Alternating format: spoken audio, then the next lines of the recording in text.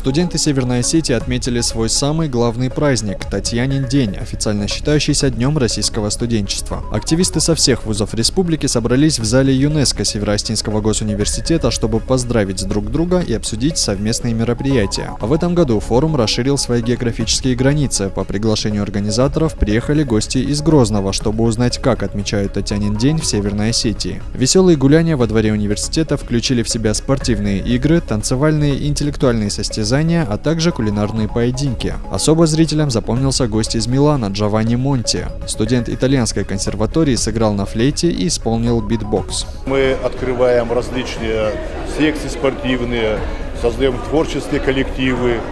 Мы буквально на днях открываем такой республиканский центр поддержки проектов и программ студентов, где наша молодежь сможет заниматься проектированием, подготовкой к различным конкурсам. Создаются все условия для успешного развития.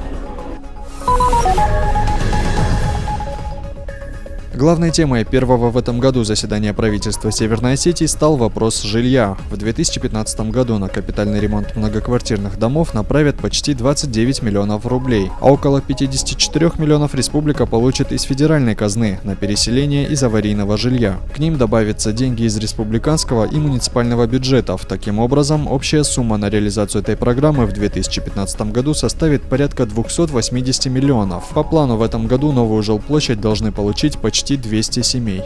Эти средства позволят сейчас, будут доведены до муниципальных образований города Владикавказа, Моздокский район, Правобережный пригородный район. Эти средства позволят указанным районам заключить государственные контракты и профинансировать начало строительства. Владикавказ, как обычно, идет впереди и по количеству, и по финансированию, так как здесь проживает большее количество людей, а так по районам оно примерно равно распределено.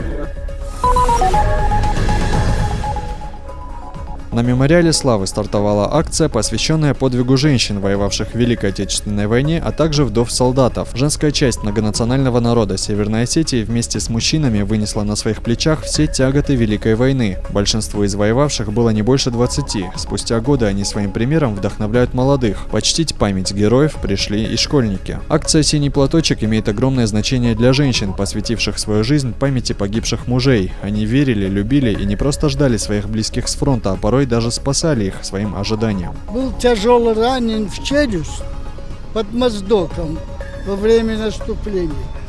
И меня подхватила из корзины. По сегодняшний день она жива.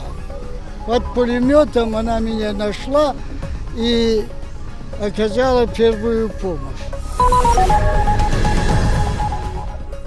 Мирослав Кабалоев и Руслан Залаев удостоены званий «Заслуженный адвокат Северной Осетии». В торжественной обстановке награды им вручил заместитель председателя правительства республики Виталий Зангионов. Ведомственные награды также получили отличившиеся сотрудники. Вице-премьер отметил плодотворную деятельность юристов и поблагодарил их за труд. Коллегия адвокатов же, в свою очередь, выразила признательность за оказанное доверие и оцененную работу.